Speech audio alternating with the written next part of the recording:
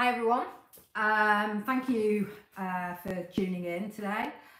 This is the first Q&A that I've done, so it'll be interesting to see how it goes and how it plays out. I'm not quite sure what to expect with what people would like to know more about. So just let me know your questions, and we'll see how it goes. So the first thing that I really wanted to sort of discuss was our current situation, because obviously it's very different to life as we've known it. How are you dealing with how things are going on at the moment? So let me know coping strategies that you're using, how you're adapting to the new changes in your life, because it's, you know, life and golf are very similar. And I think what I want to talk about here is how, I know this is a terrible situation that we're in at the moment, but how we can just click that message off there, how we can get the most out of it, really, because we will come through the situation that we're in at the moment. And it's looking at how can we use the situation so that when we do come through it, we're ready to go with our golf. We've maybe grown as individuals and as people. So let me know your thoughts. I just had a message in there from the Bahamas. Hello from the Bahamas. Are you on lockdown over there? We are, so not a lot that we can do at the moment. Thank you, AA Cowan, saying that I'm a great golf instructor. That's very nice. Thank you for watching the show.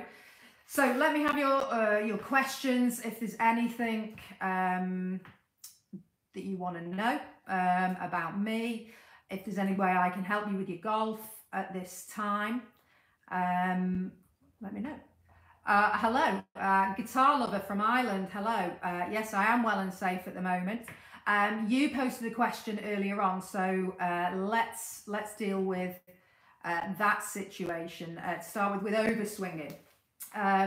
So overswinging really is coming. Sorry, got another question there on how to form a bowed wrist. So I'll just put that down as well, so I can come back to these as we go through. So overswinging. Overswinging really is being caused by your, did I ever try and go pro? I am pro. I am pro. I just chose to coach rather than play. I did play a little bit on tour, but I didn't have a tour card. I'd qualified for a few tour events, but I had to really make a decision at the time as to whether I was going to play or coach. And I didn't have a lot of money behind me, didn't have a sponsor, so it was, I just made the decision to coach, and I wanted to do a good job at one thing rather than trying to be good at two things and ending up doing half a job on both of those. Okay, let me answer the overswing question. So overswinging. Overswinging is primarily caused by your arms detaching away from your body and you lifting your arms up. Let's have a look at what that means. Now, because I'm inside, I've decided to stay inside because I know a lot of people watching will be stuck inside and might not have the availability of going out into the garden. So if this proves successful, we will do some outside, we will do some indoors as well, but I thought I'd start with indoors today because a lot of people over in this country might be in apartments or just not have a back garden. So overswinging. Okay, primary issue with overswinging is that you're moving your arms away from your body like this, and you're not getting a good coil into your lower body. So first thing I would do, you can see I've got an orange peel, a power peel here, and it's shaped upwards at the sides. So that will help you learn how to push the weight and the pressure into the correct position in your feet. Now, you may not have one of these. So I was looking around the house and I did find logs. So you could put those under your feet. And then if you just, so if I just show you one here, if you position them under your feet and then put your feet sideways onto them like that, then you can push into the log as you start to swing back, okay? Anything really that would give you maybe sort of a 20% incline, 20-degree incline will really, really help you to learn to stabilize that lower body. And if you do that, you're not going to turn your hips excessively. So that's issue number one, is too much hip turn for overswingers. And issue number two is lifting their arms away from their body. So what I would do if you're not, sorry, I'll stand back up here just so you can see me, guys. If I was you and you haven't got one of these to stand on, I would turn your feet inwards like this. So your knees are getting pushed together, and that will help stabilise your lower body. And then if you've got a towel, and put the towel underneath your armpits, across your chest and underneath your armpits, and then you can start to practice that feeling of turning. But just do it for a 3/4 swing. That would just be designed for a 3/4 swing.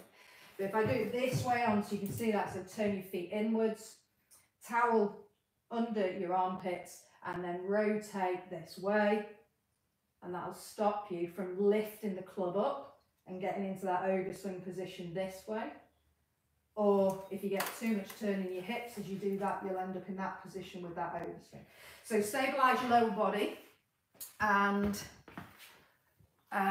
keep your arms connected to your body. I had another question come through, how to get more into a bowed wrist position. So if you're not bowing your wrist, you're welcome, guitar lover, thank you. If you're bowing, not bowing your wrist and you're getting more into a cupped wrist position, so that would open the club face up a little bit, okay? So if we do that here, so from here, if I move back this way and go into this kind of position with my wrist, so that my wrist is cupping here, so that's going to open the club face up as you swing down. And if you open the club face up at the top, you'll tend to then come over the top as you swing down in an attempt to try and get the ball to go at the target.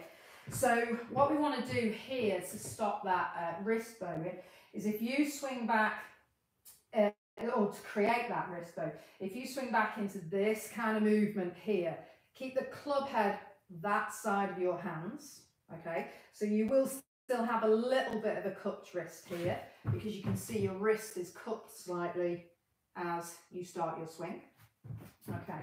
And if we go from this position here, then what we want to work on is, as you go to the top and you rotate this way, I want you to get the feeling that you're turning. So if I show you here, so you're turning the accelerator you might have on a motorbike, okay? So you want to feel that you're doing this kind of movement in your wrist as you do that.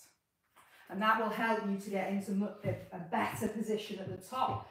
So up to here, and then as you rotate your hands over, also feel like you're turning that accelerator on the motorbike.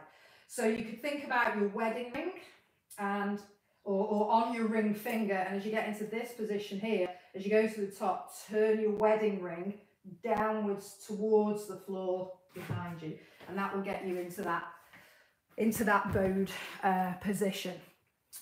Okay, if anybody else has any more questions, a few might have come through there, and just while I was up talking, I wouldn't have been able to see them. So if I haven't covered something that you want to know in golf swing, please ask me, and I will just go through a few things that I was going to talk to you about before as well.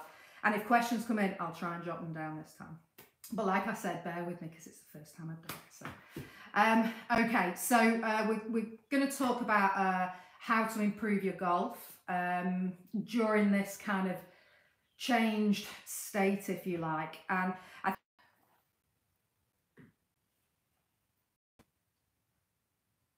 hello, I'm back again, I hope. Yeah, so I was saying people are going to feel anxious, and you know, it's going to take different forms to everyone. Staying relaxed on the golf course. Okay, great. I will answer that in a minute, because that's quite good with what we're going to talk about with this kind of feelings of anxiety at the moment that you might have. So one way to kind of manage your stress and your fear, if you like, and this is in life at the moment, but also on the golf course. And we have that opportunity at the moment to see how we kind of deal with stress or how we don't, and we need to get those coping skills. So first thing you can do is work on your breathing. That's really important on the golf course as well, because when you're walking about and your heart's starting to beat fast, you need to learn how to calm yourself down physically. Okay, so breathing would be really good to do that. Breathe in as though you're smelling the scent of a flower, and breathe out as though you're blowing a candle out. Okay, and do that a few times, and what it'll do is it'll help take the area of stress from your brain, the area of your brain that's suffering from that stress, and it'll move it more towards the back of the brain where you'll start to feel a bit calmer. Okay, the next thing that I would do is to work on grounding or centering yourself. So when you're not feeling relaxed on the course, one thing I like to do is to find 4 things that I can feel, or 4 things that I can see, or 4 things that I can hear. So if I just stopped for a moment now and kind of went, right, what can I hear? So one thing, I can't hear anything. Okay, so that's one thing. I can hear the birds outside. So try and work your way through things that you can hear, things that you could actually see, but things that you can feel as well. So kind of the ground under your feet when you're walking. And it might be a good thing at the moment when you're going out for your daily exercise to practice that, so that when you are walking, keep your thoughts concentrated onto how it feels under your feet. And notice how your thoughts might try and drag you away from that very easily at the moment. And it's again training you to go, bring yourself back to the feeling of the ground under your feet, the feeling of the wind on your face. Stay with those thoughts so you stay more centered, more grounded, and then you'll start to feel this sense of calm come over you. The better you get at that, and that really will help you to relax. I think one other thing as well is, if you're playing a shot that you don't feel relaxed with, is appreciate you're going to tighten up. So you're not maybe going to turn your shoulders as well on the course. So maybe take an extra club to help you if you've got to hit over that water. Maybe focus on really making a good rotation in the upper body.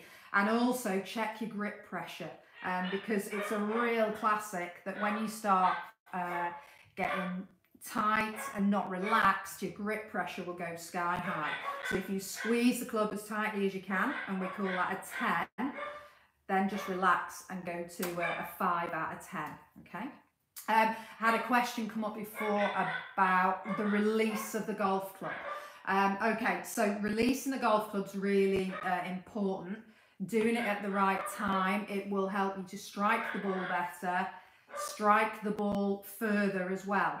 So if we look at release here, when you get to the top of your golf swing here, if you start to release, we're looking at this angle here between the shaft of the club and the left arm if you're a right-handed player. So what we want to work on doing is, as you move into your downswing here, you're going to rotate your body around and maintain that angle. And so release would be when you release that angle, when you let go of that angle. Now it's really important, if you want to hit as far as you can, that when you release that angle, it's as you're going through the golf ball, okay? If you do it too early and you release up here, okay, which is you're casting a little bit, or you might do it down here and then release a bit more down here, the speed that release of that angle makes into the club head will disappear, and you'll have released all that power and that speed way too early and before you've got to the ball. So you want to work on maintaining that angle all the way down into this position here, and then getting used to that's where the speed goes into. This kind of thing here is an orange whip. You can get these quite easily on the internet. This would help you with that, because if you swing this at full speed, I'll just have a go in here, but I'm going to grip down because obviously I've got the ceiling here. So don't know if you can hear that, but it'll give you a whoosh as you go through.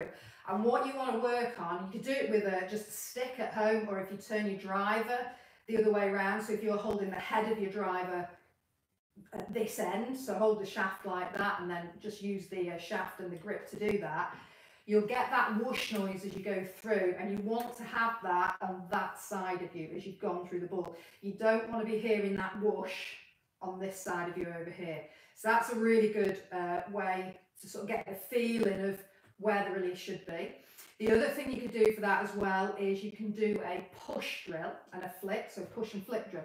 So if you just popped your club head, I'd use something like a 6-iron for this. Pop the club head directly behind the ball. Turn your hips as though you're going to hit the ball. We're not going to make a backswing. And then just from there, just push the ball as far as you can that way. And it'll help you learn to get the speed into that area of your golf swing.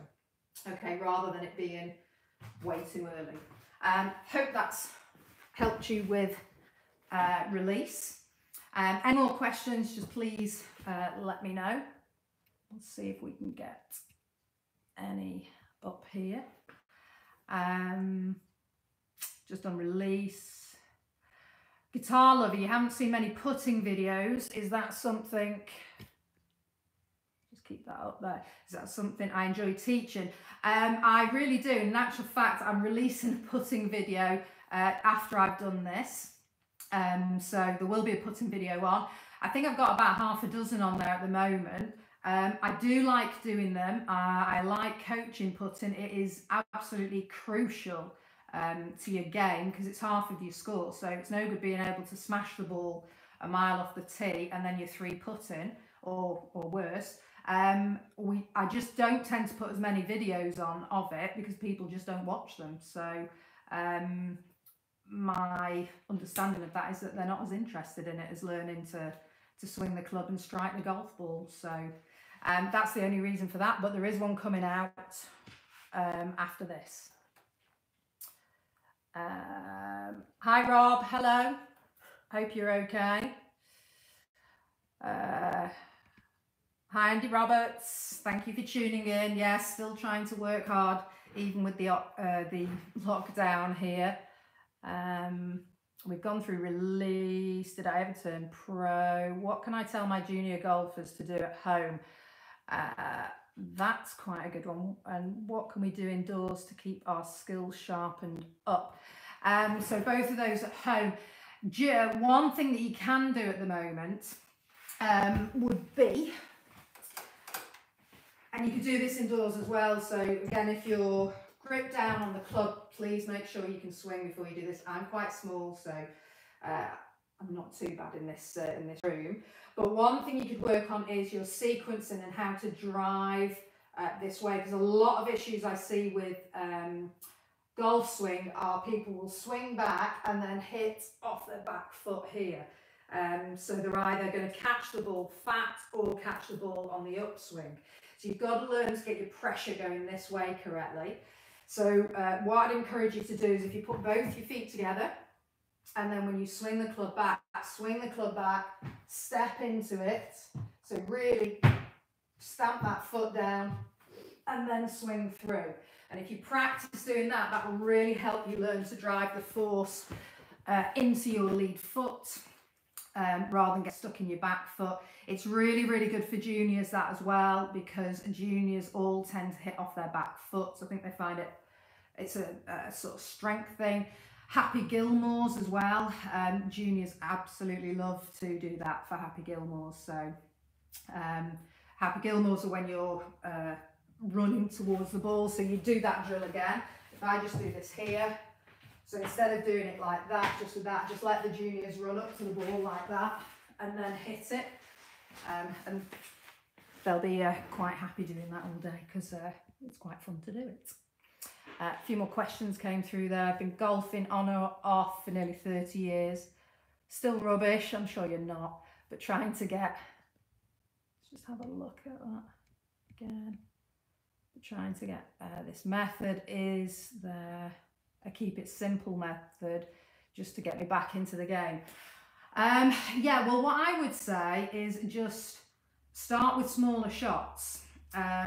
So don't go for the whole swing all at once. Just start with smaller shots and work on making sure you've got a really good hold on the club, because that will give you club face control. And then learn just to hit little shots from here and through and get a crisp contact. I think the main thing is it's all about contact. If you strike the ball well, you're going to get right up, you know, the golf course, you're going to be up the fairway, keeping up with everyone. If you're hitting the ground way back here or topping the ball, there's going to be too much pressure on you, and then you're not going to enjoy it as much. So just start with small swings like this and just get a feel for hitting the ball out straight, but getting a good connection, and then just start to make that bigger. And it's all about getting that low point for the arc that your club head makes around you. It's all about getting that in the right place, and that's got to be where the ball is. So look at posture as well. Posture plays a big part on how you then swing the club. So a couple of posture drills, have a look at the channel. I think we've got a playlist on there for that. But yeah, work on where the low point of your swing is and just getting that club face under control. And then once you've started to get used to that, just make the swing bigger and keep going bigger and bigger and bigger until you're up to what feels like a full swing. Let's have a look. My top 3 favourite swings on tour. That's an interesting one. My tour at the moment, my favourite golfer ever was Fred Couples. And actually someone the other day was saying to me about that, because I look at my swing and it feels to me like I'm swinging absolutely flat out, but it doesn't look like that. I know that on camera when I look at it, so it feels like I'm being very aggressive through. And maybe that's, as a junior, I was emulating Fred Couples, and he, you know, swings very slowly, or he looks very easy when he swings. So he would be my ultimate favourite swing. Not very conventional. When you look at him, he's got a real flying elbow out here. So as much as we talk about getting into certain positions, it's you guys actually doing it and making it happen for yourselves and getting into a really good impact position. And that's all that matters, and being able to do that repetitively. I think Tiger's swing, absolutely amazing. Obviously, he struggled a lot lately with issues with his back and his knee. But yeah, I mean, I think he was one of the first ones to really make kind of golf cool for younger people, and also to get that fitness element in. I think that was a big thing for Tiger. And my third one, I'd have to go for someone like Bubba Watson, just because how on earth does he swing the club, but he still gets it back to the ball, and absolutely fantastic. So yeah, you can't fault him, and everyone else is doing it how the textbook says. And then you've got people like Bubba who just, they know how to do it. So okay, Alan the golfer, I have a net set up in my garden. Any advice on how best to practice with a net? Okay, Alan, that's really interesting. I think one of the first things you've got to do is just make sure that that net doesn't rebound the ball back to you. So if it is an actual net, a golf net, you've done great. If it's something you've mocked up yourself, just make sure you've got a gap between where the ball is impacting and whatever's behind it. Because I've seen a lot of things on Twitter and Facebook lately of people just throwing sheets over garden fences and then thinking the ball's going to stop, and it's like rebounding at them and taking the camera out and taking them out. So just make sure there's a gap there. The other thing I would say is practice with a purpose. Don't just necessarily go there and just whack golf balls. Use your time wisely. It's always quality. Oh, it's a proper golf net. Great. Glad to hear it, Alan. It's about quality rather than the quantity. So just think to yourself, what is the purpose of why you want to practice? If it's just to relieve some stress and some anger, and you know, at the situations we're in at the moment, and you just want to smash the ball as hard as you can, great, then do that. But if the purpose that you've got that is to try and improve your swing, then have a look at identifying what the issue is with your swing. Is it that you're topping the ball? Is it that you're hitting the ball fat? So do you need to work on strike? Or is it more that you sort of pull the ball, you push the ball, you slice it? Do you want to work more on your club face control? If you want to work on your club face control, what I would suggest to do is either draw 2 lines in the middle of the net, so you've just got a small gap, okay? Or just put some tape down so you can move the gap about, and then practice hitting the ball into that gap, because that will help you work on your club face control. Because if your club's closed or open, you're going to miss where you've hitting the ball to. It'll also help you work on your aiming as well. If you want to work on strike, then notice if you're thinning the ball or if you're hitting the ball fat. And then have a look. There's plenty of videos to help you kind of work out why.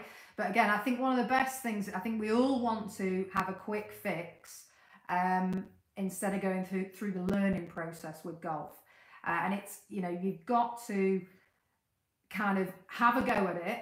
And then after you've had a go at it, regardless of the outcome, evaluate, well, what do I think I did well and what do I think I need to improve for next time? And then go back and see if you can get that improved and then re-evaluate again, okay? Trying to work on using the ground on the downswing. Oh, let's just bring that back up. Squat and pushing up at release. Any tips? Yes, that was from Charlie, I think. Yes, Charlie, have a go at doing this. So if you get a resistance band, put it under your right foot there and then just hold on to it here. You can have a go at making your backswing, and then if you just do a little squat into it and then work on from there, just pull the band up to your left pocket, okay? So up to the top, little bit of squat into that downswing and then pull the band round you to your left pocket. That will make you a lot more explosive if you're wanting to learn to use the ground that little bit better. Let's have a look at a few more came in there. Oh, Debbie, thank you. Thank you for all the videos. I've gone from trying to break 100 to hitting in the mid-80s. That's great to hear. Well done.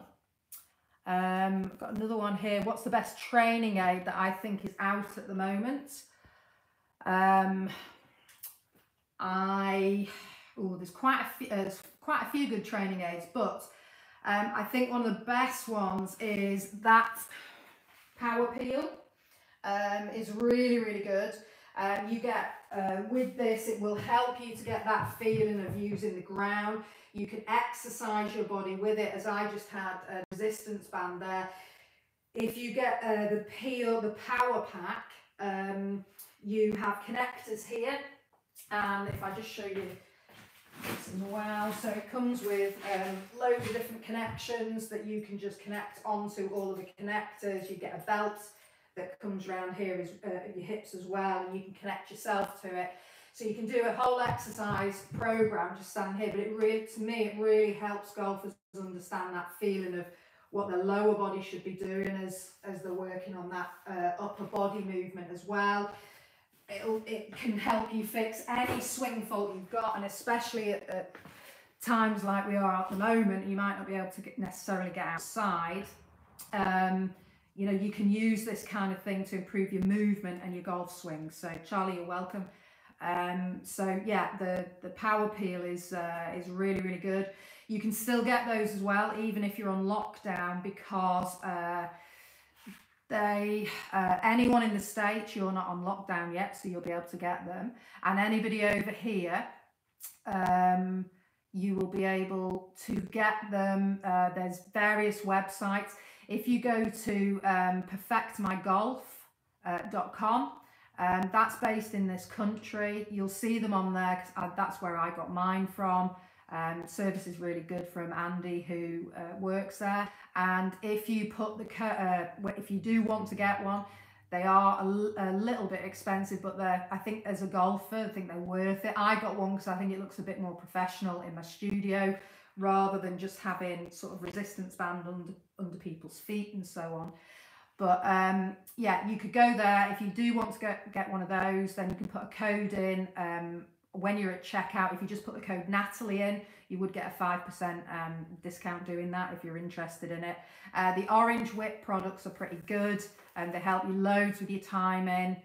They'll help you loads with your release. You can strength train with them as well. I think that's why I think that's quite a good product at the moment, because you know, you can not only improve your swing, but you can strength train with it as well, to improve distances that you hit as well. Let's have a look. Where would you rate a golfer's equipment on the importance scale? I'm 66. Sorry, just let me bring that back up. And I've been using the same clubs for 16 years. David, well, okay, that's a very good question. I use my clubs. I haven't upgraded my driver for probably 8 years. I have tried different drivers. I try all the drivers when they come out, because where I teach, we've got a fit-in studio next door to my teaching studio, so all the equipment comes in there and we can just try everything that's available, and I've never found anything that I hit that much further than my current driver. So to me, what's the point in upgrading if you don't get a benefit from it? But if you do get a benefit from it, then obviously there's a point in upgrading. So I think it's probably worth going to see the difference between your equipment that you use now and what is available now to you as well. Irons, again, I haven't upgraded my irons probably for the same amount of time, just purely I've never found anything that I think looks quite as sweet and that I can use, or that gives me a load more distance, except that TaylorMade P70s were very nice, and I'm seriously considering getting some of those. I'm not sponsored by TaylorMade, I just happen to think that they were pretty good. How do I get more height on my mid irons? Hello from Stockholm. Hello, Jennifer. Okay, so height on your mid irons, you need to look at where that low point is for your swing arc. If you are not getting enough height, the low point isn't in the optimal place for where your ball is positioned. So it might be worth, first of all, checking where the ball is positioned. You can do that if I just show you here just how to double check your ball position. So again, if you set up when you're next out with your golf gear, pop a club across your toes to show you your toe line, okay? And then make a right angle back to that with an alignment pole. So basically you're creating a sort of upside down letter T, or like a plus on the floor. And then you want to look at where that is, because your ball position needs to be taken off the alignment of your toes. And optically we can think it looks one way, but get the clubs in to actually check, okay? For mid irons, you want to be playing the ball, if you're right-handed, you want to be playing the ball to the left of centre. So short irons would be absolutely in the middle of, again, this is just for standard shots, because if you're trying to hit the ball higher or trying to hit the ball lower, this will change, but just for standard shots. Wedges and short irons in the middle, go kind of half a ball left for each subsequent club. So if you think 9 iron in the middle, half a ball left of that if you're a right-handed player for 8 iron, another half a ball for 7 iron, another half a ball for 6 iron. So check generally, you know, if you're a little bit out, so half an inch out with your ball position, it won't make a big difference. But if you're playing the ball way too far forward in your stance or way too far back, if you think of the ground here and you're swinging your golf club like this to the ground, okay, if the ball is too back here, you can see you're going to hit the top of the ball and that'll drive it into the ground a little bit. You won't get height on it. You need to be catching the ball where that low point is. If the ball's too much over here, you're swinging back on the up, and again you'll hit the top of the ball. So work on ball position first and then look at where that low point is. One thing you could do and have a go with is just get a broken tee peg, just place it just in front of the golf ball, on the floor, flat on the floor. So don't push it in the ground, just place it flat on the floor. And then work on hitting that T-peg. Once you've got used to doing that, then put the ball back in, but keep the T-peg just ahead of that golf ball and work on, again, hitting that T-peg even though the ball's there. That should give you more height because you get that low point in a much better position. Okay, let's just have a look if there's any more questions here. Okay, we've covered pretty much. Oh, okay, here we go. What drill would you recommend for fixing a big inside takeaway resulting big in to out swing path on the downswing? Okay, so you take it too much on the inside as you swing back. So what you could do here is, again, if you attach a resistance band to the end of your golf club, so if I just do that here, tie that onto the end of your golf club like that. Okay, and then with the other end of it, just put this out of the way. So stand on it with your left foot. Okay, so if you take the club too much on the inside, you're doing this too much. So you're moving this way. So you're basically rotating your arms over too much and you're not turning your body enough. So what you want to do is work on from here is get that resistance band. So you're pulling the resistance band towards your right pocket rather than keeping the resistance band still and just moving the club head. I'll just show you from this way on as well. So a few different drills that you could do to that, but that would be quite a good one, especially if you're inside at the moment. So again, this would get you taking it way on the inside. That resistance band isn't getting stretched over there at all. And what you want to do is stretch the resistance band to your right pocket. And that should help you not take the club as much on the inside and get you turning your body rather than you just rotating your arms over, okay? Jennifer, you're welcome. Let me just have a look. I saw a couple more back here, guys. So let me see if I can. Why do I hit the ground on chipping? Hi, Caroline. Thank you for joining me. Why do you hit the ground on chipping? Again, it's where that low point is for your swing arc.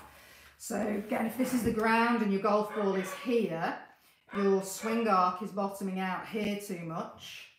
So you're hitting the ground, and if you don't hit the ground, you'll skim the ground and be on the upswing. So sometimes you might chip well and sometimes you might thin it through there as well.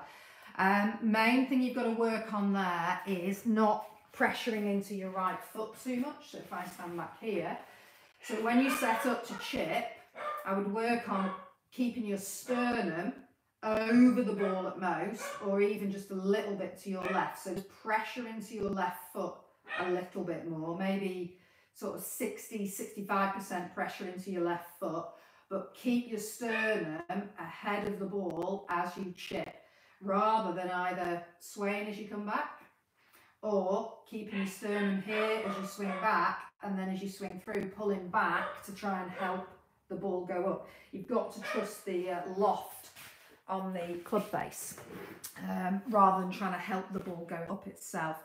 Really good practice drill for that is to chip coins, and that would be good for anyone trying to get that low point of their swing in the correct place. So if you just put a coin on the ground, because obviously a coin very, very thin, whereas a golf ball is much higher. And that's another tip I would give you as well. If you're going to work on improving your golf, try and train harder than it is to play.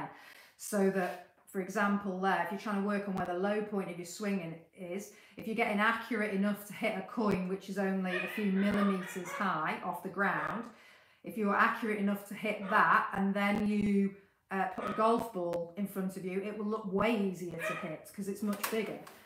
So yeah, put some coins on the floor and practice chipping at those. The other thing you do is put an alignment pole, good opposite your right foot with normal ball position, and then practice swinging in and not hitting the alignment pole.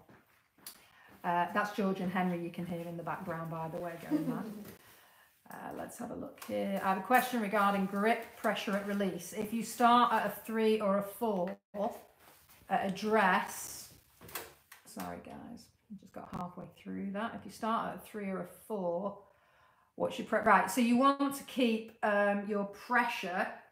I would just maintain your pressure all the way through. I think if you're starting with your grip pressure at 3 or 4, it's a little bit on the loose side. If 10 is maximum that you can squeeze, 3 or 4 is a little bit too loose. So you're probably gripping tighter as you swing back. I would go more for 4 would probably be okay. I would go more 4 or 5 with that grip pressure. Okay. So it should be the same as you go through. Let's just have a little look through here. We did that. Golf psychology. Hi, Sue Robinson. Golf psychology, where to start? Yeah, that's a very good question. But golf psychology, again, at the moment, I was sort of chatting to you about that before we started. I think there's different elements of golf psychology. One of the keys to being good mentally is to learn to get into a growth mindset. So if you can start to learn more about that and start to practice more of that, and that would be the kind of thing I've said to you before about have a go at something. So if it's your golf, have a go. And then don't kind of judge, oh, I'm really good, I'm really bad, and just be quite level, be objective with it, and then evaluate afterwards, right, what is it that I need to improve the next time that I go out. So then do some work towards improving and then reassess it again, test it again. I think that kind of growth mindset though involves you getting out of your comfort zone, and that's one of the biggest things for us, and we are all out of our comfort zone at the moment. I don't think anybody can honestly say they are comfortable with this situation that we're in at the moment. So again, it's maybe using this situation where you are uncomfortable and learning how you can adapt and become more comfortable with it. You know, you get strength from the struggle. You know, if something's easy, everyone can do it. So it's learning how to be able to overcome that, really. Every setback there's an opportunity to learn, and I think that's one of the biggest things I try to get across to the players that I work with, is it's not about having it right now, because you never get it right. What you as a golfer might think is kind of right now, once you start achieving that, you'll want to achieve more. So the goalposts always move. I might go out and play, and people might say, oh, you know, you play great, but then I'm still thinking, hang on, but I could have improved that, and I could have improved this. And so I don't think you'll ever come off the golf course and think you've got it spot on. And I heard Roger Federer being interviewed. He's tennis, obviously not golf, but similar thing. And he was, you know, the interviewer was asking what motivates him to keep playing, and he said because he's never played that perfect game of tennis. So, you know, but I'm sure when he was younger and he was playing, what he plays now, and the fact he's won Wimbledon so much, and, you know, the US Open, he would have taken that back then. So the goalposts always kind of move. Yeah, I think at the moment, try and get into that growth mindset, and then learn how to become more resilient. And golf is about being resilient and not giving up, and having those skills to become resilient. So that's just one area, Sue, for psychology. We could talk loads more about that. I've mentioned about the sort of breathing and the centering and the grounding, trying to notice what you hear, what you feel, what you see. These are all things that you can do in everyday life as well as golf, because to me golf is just like life, and life is just like golf, really. There's so many similarities between them all. Okay, a few more questions came in there. Best swing thought when playing. Well, the one thing I would say is don't have too many swing thoughts. You know, I think every golfer will have at some point come off the course or come off the driving range and noticed that they weren't thinking anything really. So keep it as simple as possible. Keep your swing thoughts to a minimum. If your swing thoughts are starting to get very instructional and you've got lots of them, that is not going to help. But what is the best swing thought? It depends on what you need to work on. It depends on what helps you have confidence. So there isn't a one size fits all with that. I think things like staying relaxed and staying loose, you know, making a big shoulder turn, a good swing thoughts. But again, it depends. For me, it's to feel I'm really hitting hard through it and kind of to show it no mercy, really. So to be aggressive through the ball is my swing thoughts. Okay, we have another question that came in there. Is there a specific drill I can use with an orange whip trainer to eliminate a slice? Yeah, well, yes, Steve. Just swing. Basically, just swing that orange whip. There's loads of different drills you can do. But if we just had I know I've only got a light speed one here, but if you've got a full orange whip, it will be heavier and it will stop you coming over the top. So basically, when you swing the club back here, okay, the weight in that club, or in the orange ball on the end of it, as you start to go back this way, the weight will go that way. So you can see it will help you to learn how to shallow. So just really just swinging that club will help you with that. I think also that kind of step drill that I was talking about before will help you, because if you come over the top, one of the things that's happening is you've got there's too much force in your upper body too early and not in your lower body, and you need to learn to get the lower body moving before the upper body releases. So again, that will help with that timing, because with that whip, it's waiting behind you a bit more, and you learn not to go forward with the shoulders. So yeah, I would just swing it. It will be a good movement drill for you, and you learn by repeating. So that's what you want to do. Okay, I think we have covered everything there, guys. So hang on. My thoughts on a weak grip versus a strong grip, taking into account limited flexibility in your backswing. Okay, so my thoughts on your grip are, it all depends on the club face position that you get into at the top. If you get into a more open position with that club face, so we're seeing a more cupped wrist, then you want to strengthen your grip up, so you'd want to rotate it more to the right.